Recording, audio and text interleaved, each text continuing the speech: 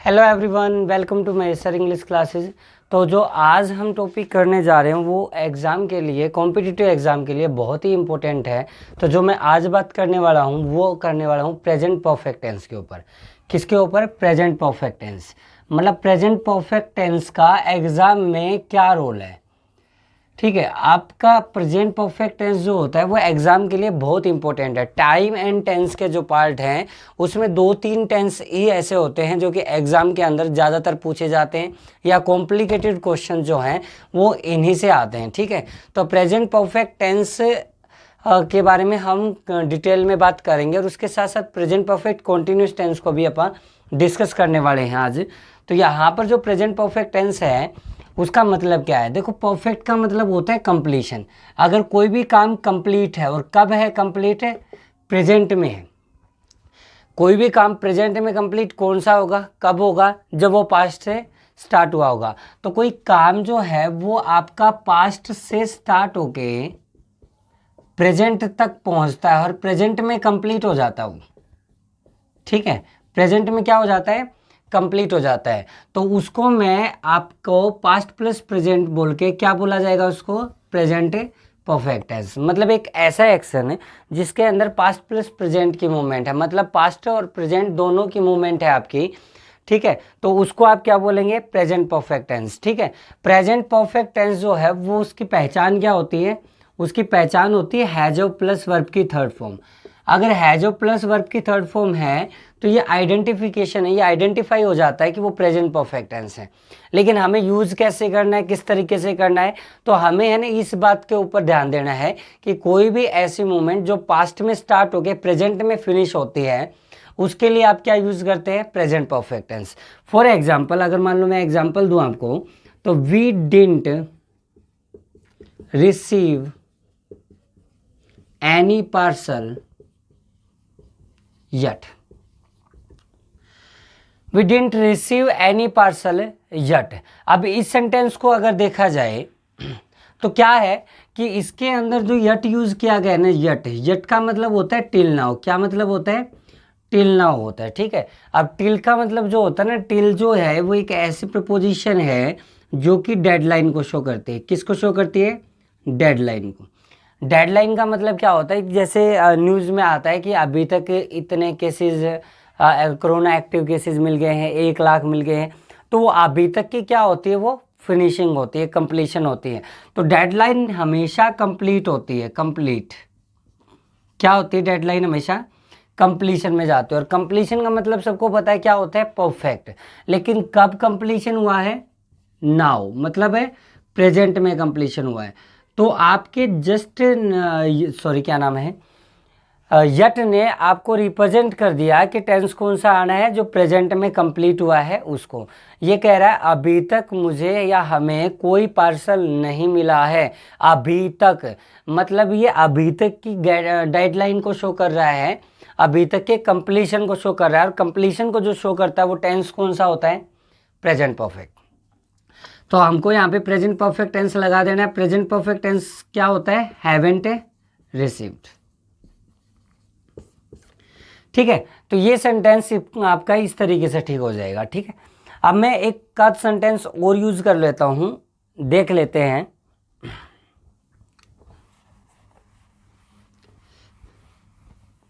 जैसे मान लो मैंने सेंटेंस यूज किया,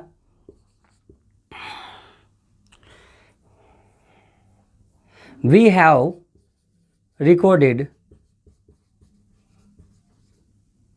about 90,000 corona cases, 90,000 corona cases in India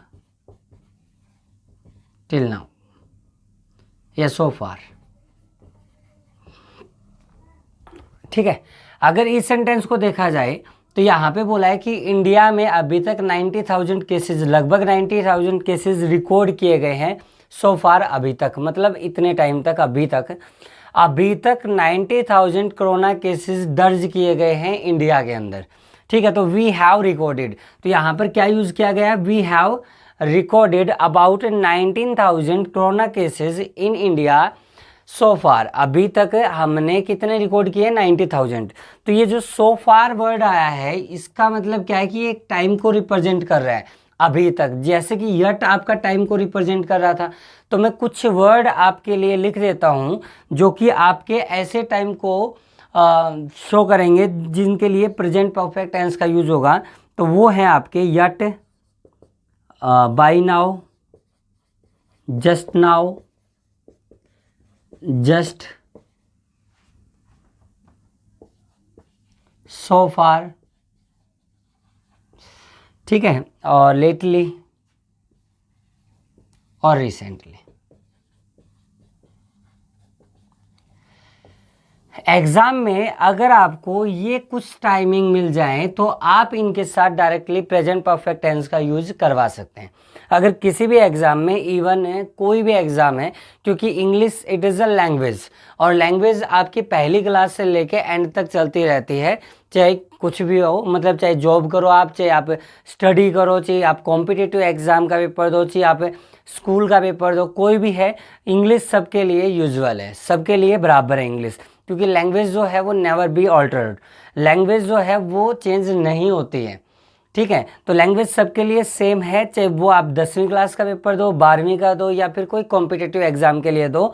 अगर यट है तो आपका हैजो प्लस थर्ड फॉर्म में यूज होना है, ठीक है। तो ये कुछ हैं आपके लिए टाइम जिनको देख के आप डायरेक्टली क्या यूज करवा सकते हैं, प्रेजेंट परफेक्ट टेंस, मतलब हैजो प्लस वर्ब की थर्ड फॉर्म का यूज करवा सकते हैं। लेकिन कई बार क्या होता है कि एग्जाम में या कोई भी सेंटेंस जो होता है उसके अंदर हमको ये टाइमिंग नहीं मिलते, हमको सिर्फ समझना पड़ता है कि ये टेंस आएगा कैसे, ठीक है। तो उसके लिए मैं एक आधा एग्जांपल दे देता हूँ आपको कि आपको कैसे पता चले एक सेंटेंस को देख के कि इसके अंदर प्रेजेंट परफेक्ट टेंस यूज होगा। तो जैसे एक सेंटेंस आया था एग्जाम में आपके, this is the first time that I saw this kind of movie.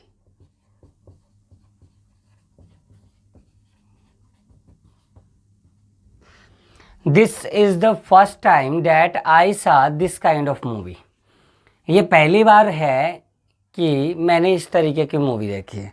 अब आप ध्यान दो कि that I saw this kind of movie से पहले मैंने यूज किया this is the first time, that is the first time, ठीक है। That I saw this kind of movie, this is the first time, ये पहली बार हुआ, मतलब पहले कभी नहीं हुआ। पहले भी मैंने मूवी देखी है, लेकिन ऐसी मूवी मैं फर्स्ट टाइम देख रहा हूँ। सपोज करो आप थिएटर में जाके मूवी के बारे में बोल रहे हो कि भाई मूवी बहुत देखी, लेकिन ऐसी मूवी पहली बार देखी है।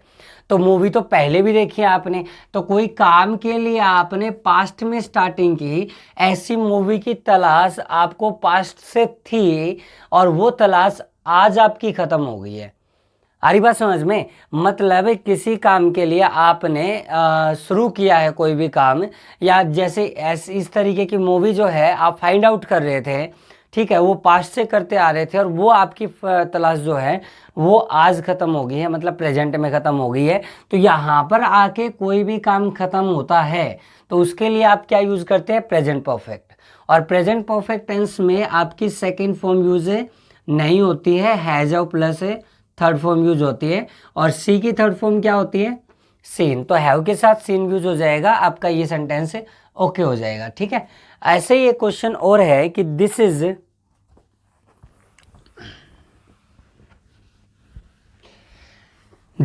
The best wine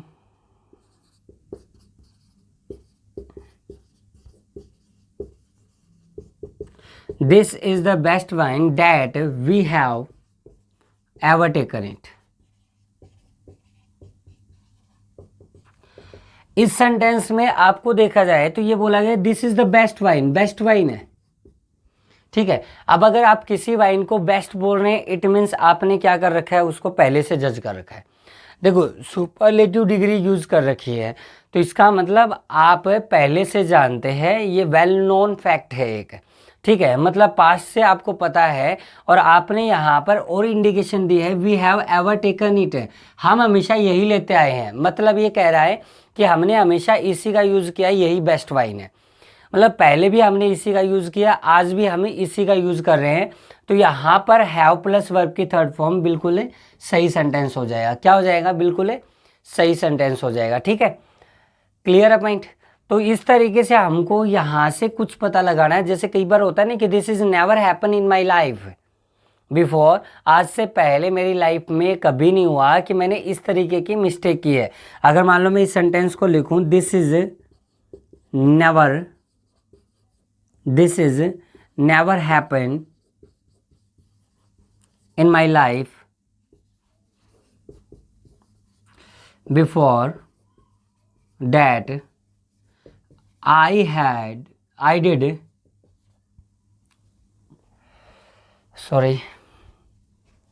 I made this kind of mistake।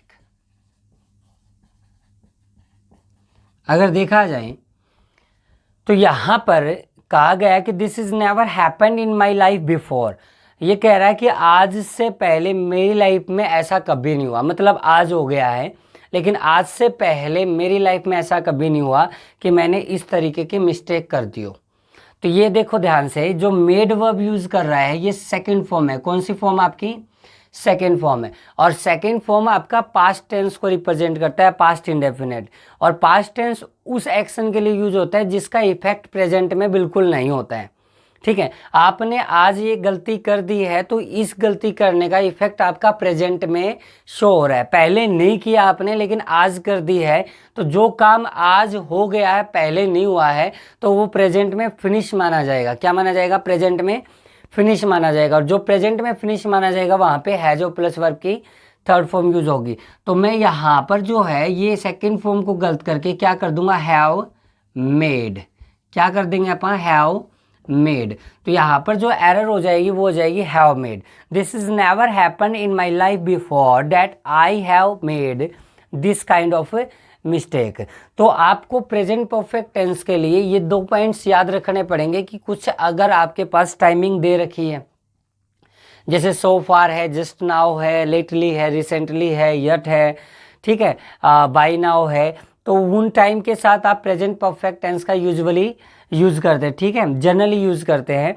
और कुछ इस तरीके के अगर सेंटेंसेज आपके सामने आते हैं तो वहाँ पर भी आप प्रेजेंट परफेक्ट टेंस का यूज़ करते हैं। अब प्रेजेंट परफेक्ट टेंस जो है वो 2 जगह पे और आता है। देखो, प्रेजेंट परफेक्ट टेंस आपकी पास्ट की मोमेंट को कनेक्ट करता है, पास्ट के टाइम को कनेक्ट करता है।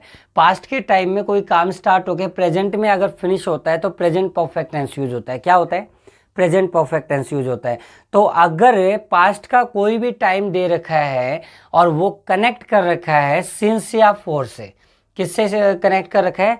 सिंस या फोर से, तो उनके साथ भी आप प्रेजेंट परफेक्ट टेंस का यूज कर सकते हैं। वो कैसे यूज होगा वो आप देखें आगे, उसके लिए आप वीडियो में बने रहें।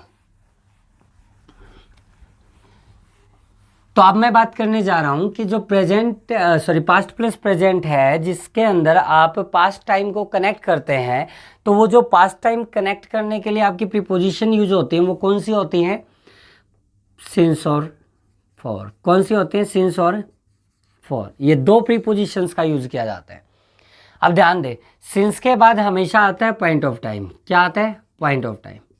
और फॉर के बाद आती है ड्यूरेशन। अब समझने वाली बात यह है कि जो पॉइंट और ड्यूरेशन है उसमें डिफरेंसेस क्या है। ठीक है, तो टाइम को 2 पहलुओं में डिवाइड किया गया है। एक बेसिक फंडा है, एक बेसिक तरीका है जिससे आप इजीली पता लगा पाएंगे कि ये टाइम में पॉइंट है या ड्यूरेशन है। तो उसके लिए मैं अपनी तरफ से एक कंसेप्ट आपके सामने लेके आ रहा हूँ कि जो टाइम यूनिट है, जो भी टाइम यूनिट है, अगर वो टाइम यूनिट काउंटेबल यूनिट है, क्या है? काउंटेबल यूनिट, और या फिर वो अनकाउंटेबल यूनिट है।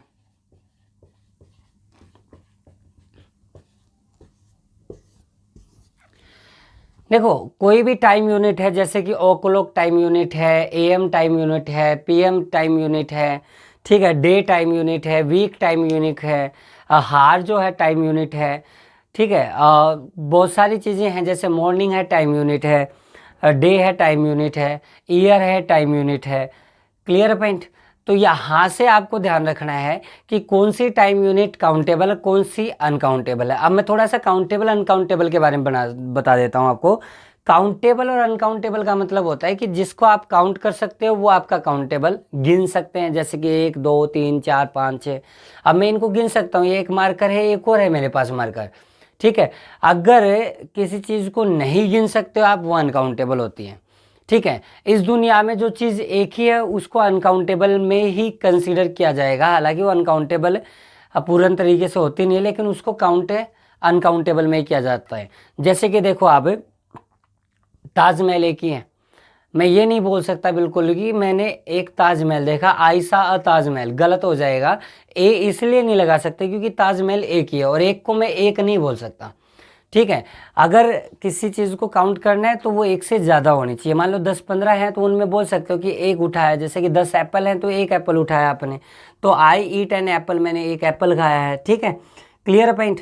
तो ऐसे ही देखो आप, अगर मान लो मैं कहता हूँ कि 2 o'clock, अब आपको यहाँ पर 2 के साथ नहीं जाना है, ओ क्लॉक के साथ जाना है, ठीक है। ओ क्लॉक, जो ओ क्लॉक है AM है या PM है, सॉरी ये अनकाउंटेबल है। 2 o'clock AM है या PM है।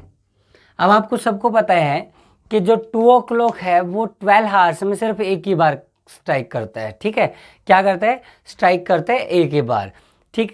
डे में आपका क्या होता है, जैसे घड़ी जो होती है ना, ओ क्लॉक टाइम को बताती है, घड़ी को, घड़ी में 12 घंटे होते हैं। क्या होते हैं? 12 घंटे। अब वो 2 बार घूमती है, इस वजह से 24 आवर्स से डे बनता है, ठीक है।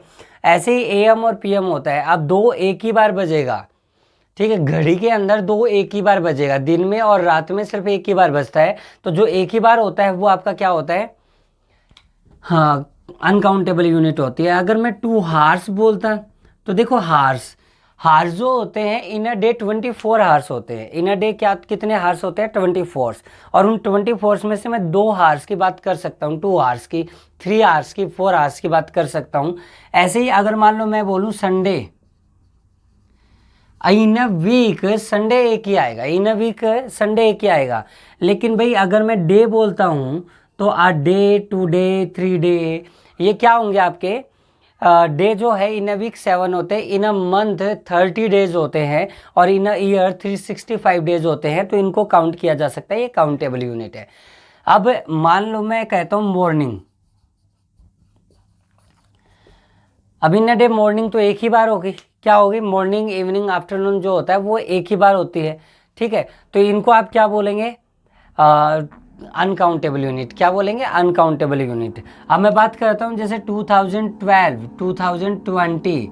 अब 2020 जो है वो एक ही बार आया है आपकी ज़िंदगी में। 2020 जो है वो एक ही बार यूज़ हुआ है, ठीक है। इसी तरीके से अगर मैं ईयर की बात करता हूँ यहाँ पर, तो अ ईयर, 2 ईयर्स, ये जो हैं आपके क्या होंगे?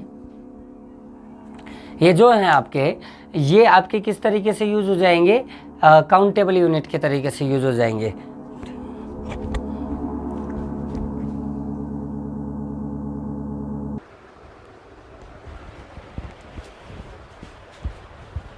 अच्छा देखो, अभी तक हमने यूज़ किया है काउंटेबल यूनिट और अनकाउंटेबल यूनिट, ठीक है।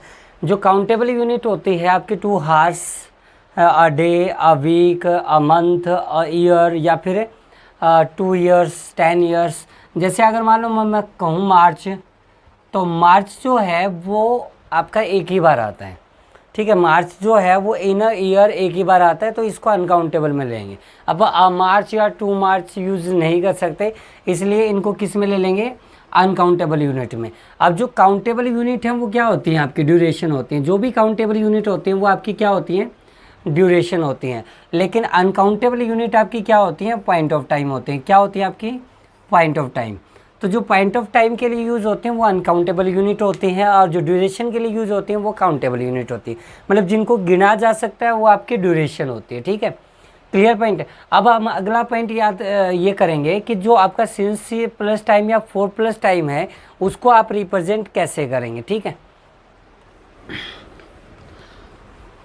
देखो टाइम वैल्यू जो है वो दो तरीके से है आपकी, पॉइंट और ड्यूरेशन।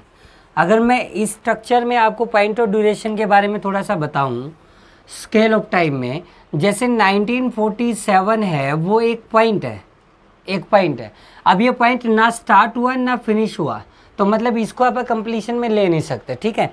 और अगर मैं 10 ईयर्स की बात करके चलता हूँ, 10 ईयर्स, तो वो यहाँ से स्टार्ट होके यहाँ पर जाएंगे, यहाँ से स्टार्ट होके यहाँ पर जाएंगे।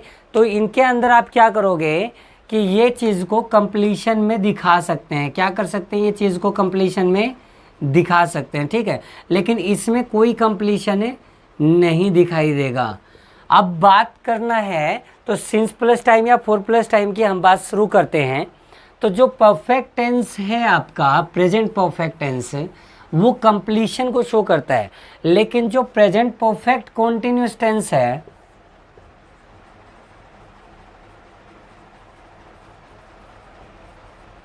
जो प्रेजेंट परफेक्ट कॉन्टिन्यूस टेंस है, एक मिनट, जो प्रेजेंट परफेक्ट कॉन्टिन्यूस है, जिसकी पहचान है आपकी हैज और प्लस वर्ब की, सॉरी हैज और प्लस बीन प्लस वर्ब की फर्स्ट फॉर्म के साथ आईएनजी, हैज और बीन प्लस आईएनजी। अब प्रेजेंट परफेक्ट टेंस जो है वो आपका पार्शली कंप्लीशन होता है,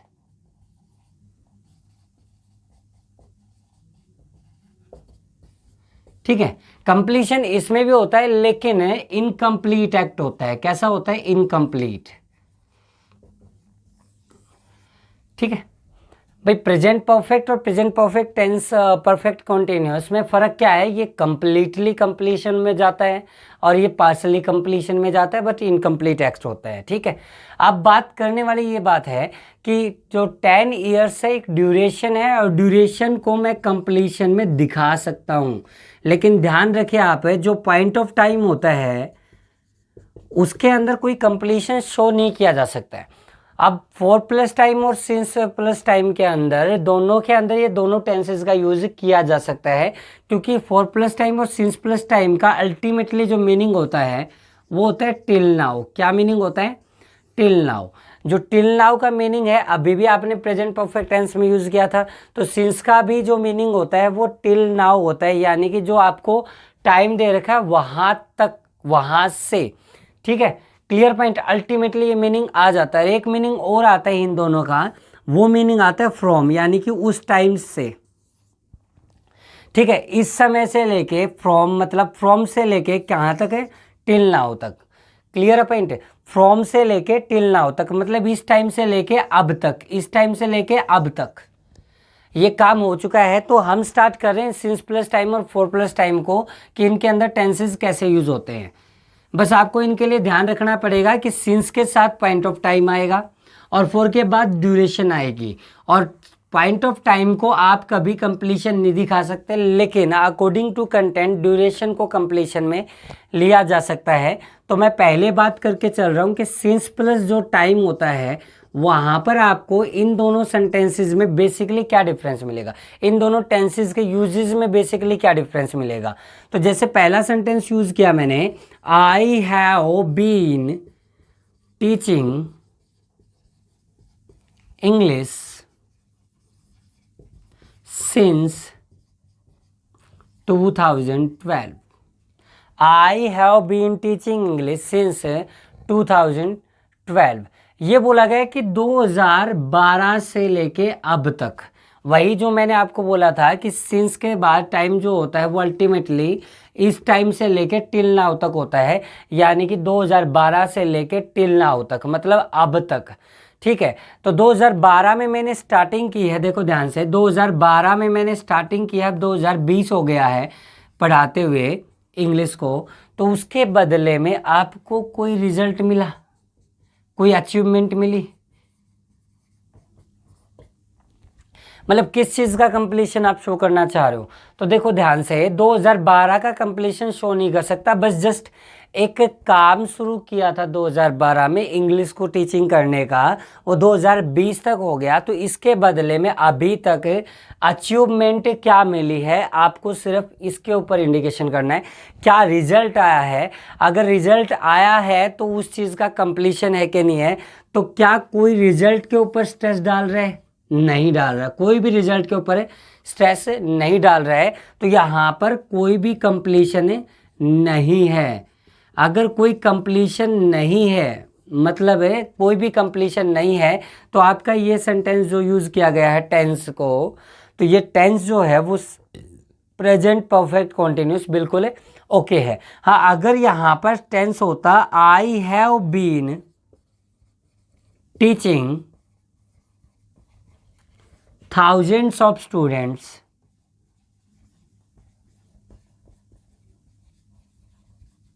since 2012, अगर ऐसा होता तो यहाँ पर सेंटेंस में देखने वाली बात यह है, I have been teaching thousands of students, मतलब सिंपल है कि मैंने 2012 में कोई काम स्टार्ट किया। देखो, पॉइंट ऑफ टाइम को कंप्लीशन में नहीं रखा जा सकता है, ये ध्यान रखना है हमेशा। Point of time never be put in completion, मतलब कभी भी कंप्लीशन शो नहीं किया जा सकता है, आपको ध्यान रखना है। देखो 2012 में मैंने पढ़ाना शुरू किया, 2020 हो गया है, इसके दौरान मेरे को क्या मिला है, मेरे को हजारों की संख्या 1K प्लस, यानी कि अचीवमेंट प्राप्त हो गई है कि मैं पढ़ा चुका हूँ थाउजेंड्स ऑफ स्टूडेंट, हजारों की संख्या, ठीक है, थाउजेंड्स ऑफ स्टूडेंट्स। मतलब यहाँ पर एक अचीवमेंट आ रही है, एक रिजल्ट के ऊपर स्ट्रेस डाला जा रहा है। और अगर रिजल्ट के ऊपर स्ट्रेस डाला जा रहा है, मतलब हजारों की संख्या की कंप्लीशन शो कर रहा है, तो कंप्लीशन शो करने के लिए आप ये टेंस यूज नहीं कर सकते। तो यहाँ पर ये टेंस गलत हो जाएगा बिल्कुल। तो मेरे को यूज़ करना पड़ेगा आई have taught thousands of students since 2012। I have taught thousands of students since 2012। I have taught thousands of students since 2012। इन दोनों सेंटेंसेस के अंदर क्या डिफरेंसेस हैं? डिफरेंसेस यही हैं कि यहाँ पर मैंने 2012 में काम शुरू किया है, 2020 हो गया, उसके बदले में कोई भी रिजल्ट नहीं है, कोई अचीवमेंट्स नहीं है, किसी भी रिजल्ट पे कोई स्ट्रेस नहीं है, मतलब कंप्लीशन नहीं है। और अगर कंप्लीशन नहीं है तो परफेक्ट टेंस यूज होगा नहीं। यहाँ पर देखो आप, 2012 में मैंने पढ़ाना शुरू किया है, 2020 हो गया, अब मैं पढ़ा चुका हूँ कितने को, थाउजेंड्स ऑफ को, मतलब हज़ारों स्टूडेंट्स को पढ़ा चुका हूँ, सैकड़ों में नहीं हूँ, या फिर मैं लाखों में नहीं हूँ, थाउजेंड्स में हूँ। मतलब ये कुछ अचीवमेंट्स मेरे को मिली है, तो इस अचीवमेंट्स को कंप्लीट करने के लिए मेरे को परफेक्ट टेंस का सहारा लेना पड़ेगा। ऐसे ही दो सेंटेंस और देख लेते हैं अपन।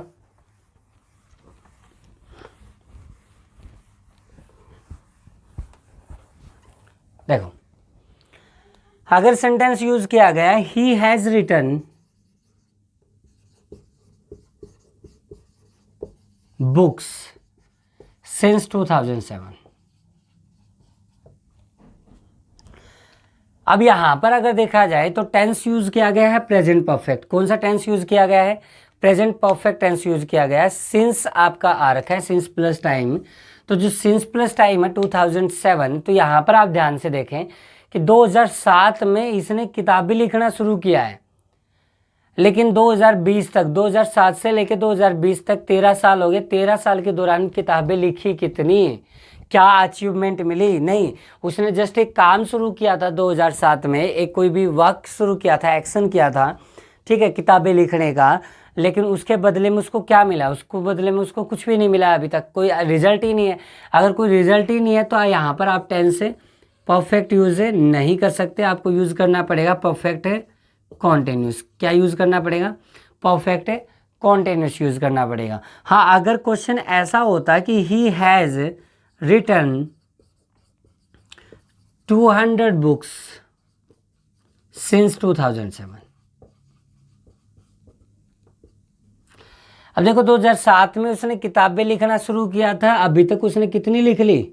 2020। ये रिजल्ट आ गया, ये कंप्लीशन शो कर रहा है, एक आंकड़ा कंप्लीशन शो कर रहा है कि 200 बुक्स लिख चुका है, तो आपका यहाँ पे परफेक्ट टेंस सही हो जाएगा। सिंस प्लस टाइम के अंदर परफेक्ट और परफेक्ट कॉन्टिन्यूस टेंस को पहचानने के लिए एकमात्र तरीका यही है, अगर आप कोई काम शुरू कर रहे हैं किसी भी टाइम वैल्यू से, ठीक है, पॉइंट ऑफ टाइम से, और वहाँ से लेके अब तक आपने कोई अचीवमेंट या कोई रिजल्ट के ऊपर स्ट्रेस किया है तो परफेक्ट टेंस लगाएंगे। अगर किसी भी रिजल्ट के ऊपर स्ट्रेस नहीं कर रहे हो आप तो परफेक्ट कॉन्टिन्यूस टेंस लगाया जाएगा। कौन सा लगाया जाएगा? परफेक्ट कॉन्टिन्यूस टेंस लगाया जाएगा। अब मैं बात करूंगा 4+ टाइम में क्या होके चलता है। जो 4+ टाइम है उसके अंदर क्या होके चलता है,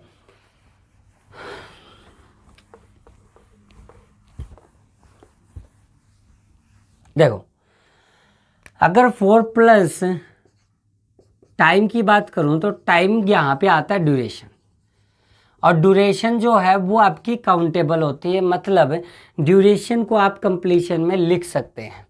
ठीक है, अब मैं दोनों टेंसेस की बात करके चल रहा हूं। यहां पर भी मैंने पहला सेंटेंस लिखा, I have been teaching English for 8 years। I have been teaching English for 8 years। एक चीज़ हमेशा ध्यान रखना, जब भी कोई स्टेटमेंट या सेंटेंस को आप ठीक करने की कोशिश करते हैं, एरर फाइंड आउट करते हैं, तो उस सेंटेंस में दो चीज़ें होती हैं, एक स्ट्रक्चर होता है, एक मीनिंग होता है। अगर दोनों सही हैं तो आपका सेंटेंस सही है, कोई रूल्स काम नहीं आते हैं वहाँ पर। तो आप सिंसिया 4 के बाद जो आप ये पढ़ते हैं परफेक्ट और परफेक्ट कॉन्टिन्यूस टेंस, तो ये टेंसेस भी कई बार स्किप हो जाते हैं। उनके लिए क्या करना पड़ेगा, आपको बार बार प्रैक्टिस करनी पड़ेगी, मीनिंग पे स्ट्रेस डालना पड़ेगा, रूल्स को छोड़ना पड़ेगा। ध्यान रखो, सीखना पड़ेगा। क्या करना पड़ेगा? सीखना पड़ेगा। ठीक है, तो I have been teaching English for 8 years, ये आपके पास सेंटेंस जो दे रखा है, इसके अंदर मैंने कहा हैव बीन टीचिंग, मतलब present perfect continuous tense use कर रहा हूँ। कौन सा टेंस यूज कर रहा हूँ? Present perfect continuous tense. ठीक है, अगर मैं एक सेंटेंस और लिख दूं, आई हैव टॉट इंग्लिश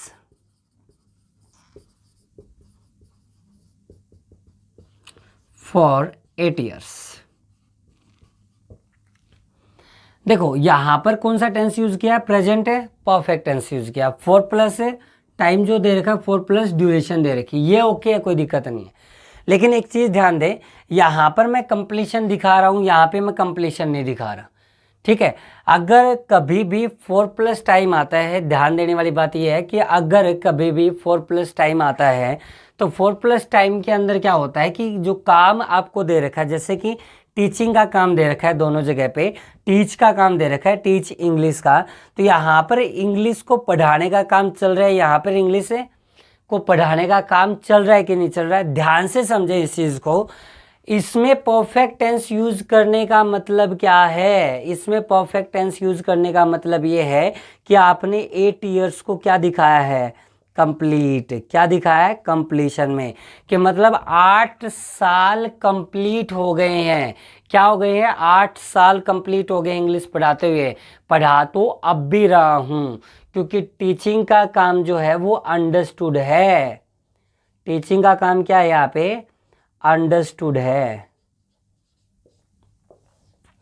ठीक है, लेकिन यहां पर ध्यान दो कि यहां पर जो 8 years का कंप्लीशन है वो अंडरस्टूड है, और शो क्या किया जा रहा है? कंटिन्यूटी को शो किया जा रहा है, कंटिन्यूटी को शो किया जा रहा है। ऊपर वाले सेंटेंस में कंटिन्यूटी शो करके कंप्लीशन को अंडरस्टूड किया गया है, नीचे वाले सेंटेंस में कंटिन्यूटी को अंडरस्टूड किया गया है, कंप्लीशन को शो किया गया है। ठीक है, हालांकि दोनों सेंटेंसेस का जो मीनिंग है वो बिल्कुल सेम है।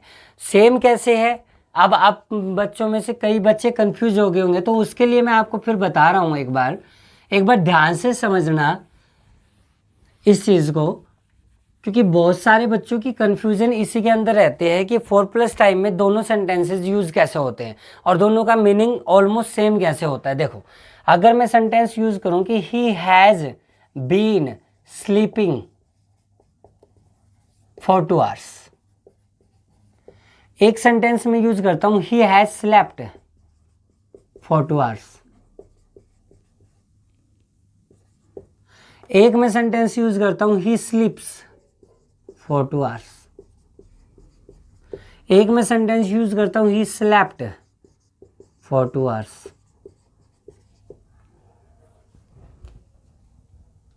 ठीक है, मैंने 4 टेंस यूज किए हैं यहाँ पे 4 सेंटेंसेस के अंदर। Present perfect continuous, present perfect, present indefinite, past indefinite means second form.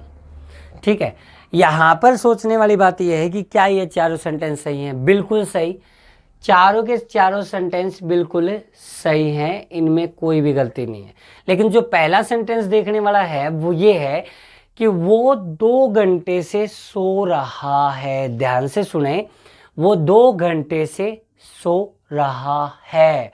वो 2 घंटे से सो रहा है, मतलब 2 आवर्स का कंप्लीशन हो चुका है, ये अंडरस्टूड है। ये क्या है? अंडरस्टूड है। 2 आवर्स का कंप्लीशन जो है वो क्या है आपका? अंडरस्टूड है। बस सोने का काम दिखा रखा है। लेकिन अगर मान लो मैं कहूं कि he has slept for 2 hours, वो 2 घंटे सो चुका है। वो 2 घंटे सो चुका है। ध्यान से सुने, वो 2 घंटे सो चुका है, मतलब सोने का काम तो अभी भी कंटिन्यू है। स्लीपिंग जो है वो कंटिन्यू है, ये अंडरस्टूड हो गया अगर देखा जाए तो। मतलब अगर पहले और दूसरे सेंटेंस को मैं कंपेयर करूं तो एक बोला जाए एक बंदा सो रहा है तो उसको मैं ये कह सकता हूं कि 2 घंटे से सो रहा है भाई, उठा दो इसको, तो अब भी सो रहा है ये तो। और एक मैं कहूं कि इसको 2 घंटे पूरे हो गए सोए, उठा दो अब तो। देखो, बोलने का तरीका अलग है लेकिन अल्टीमेट मीनिंग तो सेम है आपका। ठीक है, बोलने का थोड़ा सा तरीका अलग है। जैसे अगर मान लो मैं कहूँ कि आज मेरी एनिवर्सरी है, तो मेरे को आज पूरे 8 साल हो गए इंग्लिश पढ़ाते हुए, पूरे 8 साल हो गए, तो पार्टी करते हैं चलो, ठीक है। लेकिन अगर मैं बोलूँ कि 8 साल से मैं पढ़ा रहा हूँ, मतलब 8 साल कंप्लीट हो गया, अभी भी पढ़ा रहा हूँ, तो दोनों मीनिंग में डिफरेंसेस क्या हैं?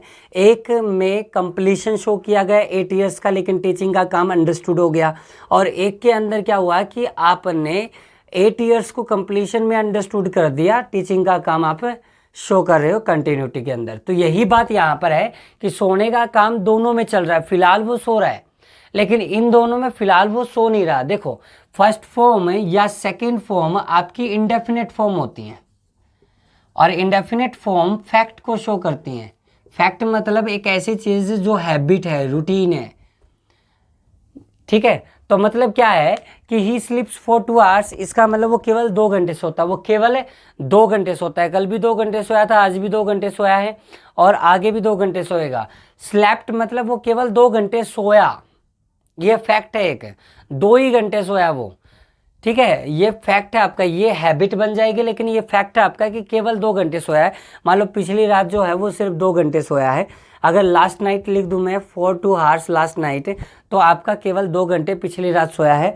और अगर आपका इसका मीनिंग ऐसे कन्वे करना चाहते हो कि उसको पास्ट में आदत 2 घंटे सोने की थी, तो वो भी पॉसिबल है। ठीक है, वो भी आपका क्या है? पॉसिबल है। तो इसी तरीके से इन्हीं के बेस पे मैं आपको ये बोल रहा हूँ कि यहाँ पर जब भी 4+ टाइम आता है तो दोनों सेंटेंसेस का ऑलमोस्ट मीनिंग सेम होता है। क्या होता है? ऑलमोस्ट मीनिंग सेम होता है। तो आप दोनों दोनों टेंसेस यूज कर सकते हैं इन दोनों सेंटेंसेस के अंदर। मैं आपको एक तरीका और बता देता हूँ। देखो आप,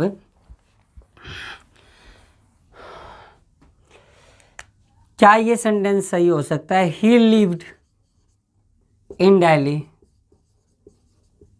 फॉर 2 years, या फिर ये he lives in Delhi for 2 years, he has been living in Delhi for 2 years, or he has lived in Delhi for 2 years। बहुत सारे बच्चे किसी भी सेंटेंसेस को देख के रट्टा मार लेते हैं, और मैंने आपको पहले भी बोला है, पहले अजीज ने वीडियो देखी है, कभी भी किसी चीज़ को रटा नहीं जाता है, हमेशा उसको समझा जाता है। तो लर्निंग इंग्लिश लैंग्वेज, ठीक है, नॉट रीडिंग। रीडिंग मत करो, लर्न करो। अब यहाँ से आपको पता चला है कि ये तो हैबिट हो गई जी, तो यहाँ पर ये सेंटेंस ओके है। लेकिन अगर मान लो मैं यहाँ पर कहूँ कि जो second sentence he lives in Delhi, मतलब वर्ब की फर्स्ट फॉर्म के साथ ऐसे ही है, जो कि यहाँ पर भी दिया गया था और यहाँ पर भी दिया गया है, तो ये सेंटेंस आपका ओके है, क्योंकि ये आदत है 2 घंटे सोने की।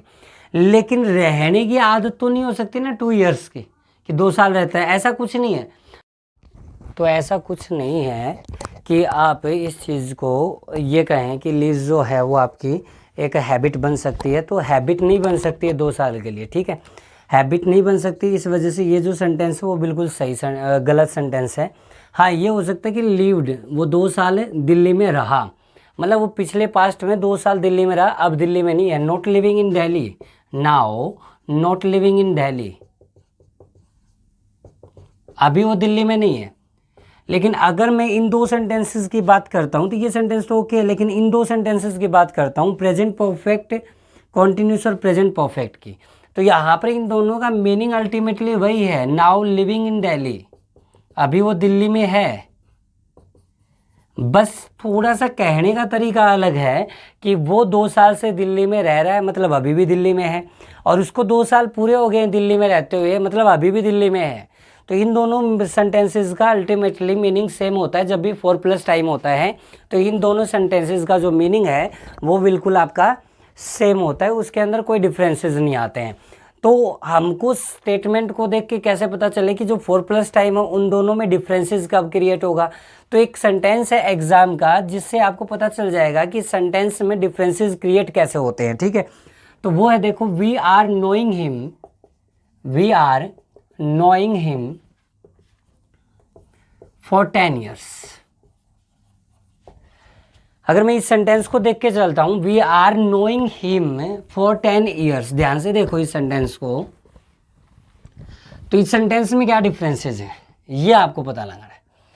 जो सेंटेंस इंप्रूवमेंट का केस आया था उसके अंदर ए ऑप्शन में आपको दे रखा था कि हैव बीन नोइंग आएगा, बी ऑप्शन में दे रखा था कि नो आएगा, सी ऑप्शन में दे रखा था कि नो इम्प्रूवमेंट है, कोई इम्प्रूवमेंट ही नहीं है, सही है क्वेश्चन।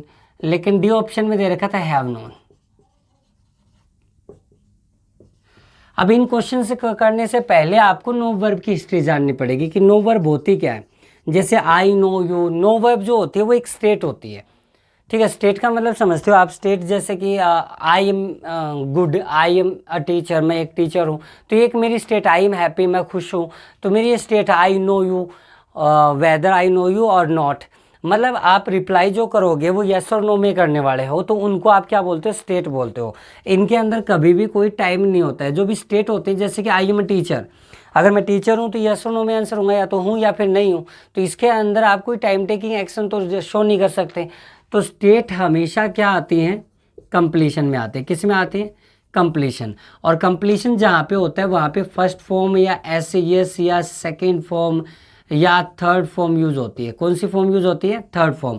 अब थर्ड फॉर्म तो हैज और हैड तीनों के साथ यूज हो सकती है, तो हो सकता है, कोई दिक्कत वाली बात नहीं है। तो आप बस ध्यान रखें कि इनकम्प्लीशन के लिए आईएनजी यूज होती है। किसके लिए यूज होती है? इनकम्प्लीशन के लिए आईएनजी यूज होती है। तो यहाँ पर आईएनजी यूज इसी वजह से नहीं होगी क्योंकि स्टेट इनकम्प्लीशन में कभी नहीं होता है, स्टेट केवल कंप्लीशन के अंदर होता है। तब यहाँ पे फर्स्ट फॉर्म एस सेकेंड या आपका थर्ड फॉर्म यूज होता है। मैं कुछ वर्ब लिख देता हूँ स्टेट की, जैसे कि हैव है, बी है, बिकम है, बिहेव है, बिलोंग है,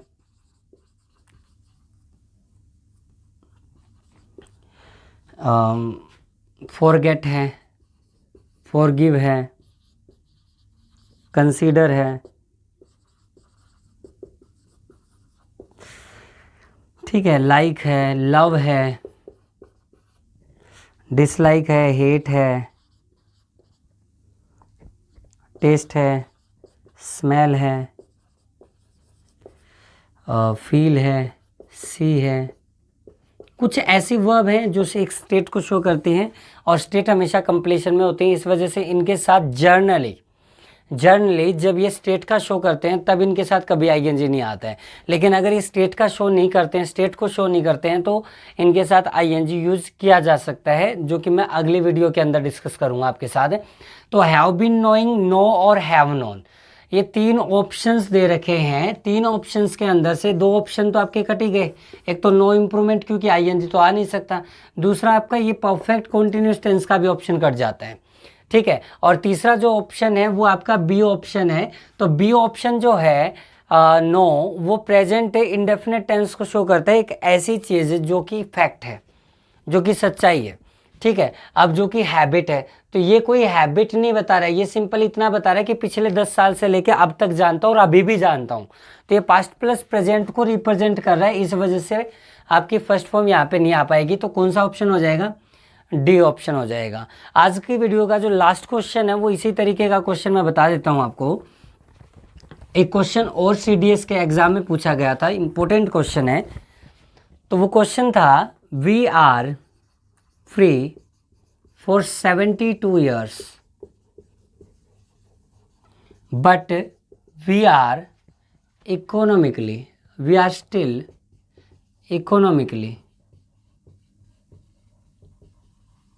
बैकवर्ड। इस सेंटेंस में बोला कि हमें 72 साल हो गए हैं आज़ाद हुए। देखो, वी आर फ्री जो है कौन है? हम हैं। तो ये आपकी वी की स्टेट है, वी का एडजेक्टिव है, तो इसका मतलब ये वर्ब जो है वो स्टेट को शो कर रही है। ये री स्टेट को शो कर रही है, बी की फॉर्म है और बी की फॉर्म स्टेट को शो करती है। तो एक सिंपल सी बात ये होगी कि बी की फॉर्म के साथ आईएनजी तो यूज़ हो ही नहीं सकता। अब 4+ टाइम है तो यहाँ पर परफेक्ट टेंस यूज़ होगा। तो परफेक्ट टेंस में क्या आ जाएगा? बिल्कुल सही, वी हैव बीन। बी की थर्ड फॉर्म क्या होती है? बीन होती है। We have been free for 72 years, तो आपका ये आंसर हो जाएगा।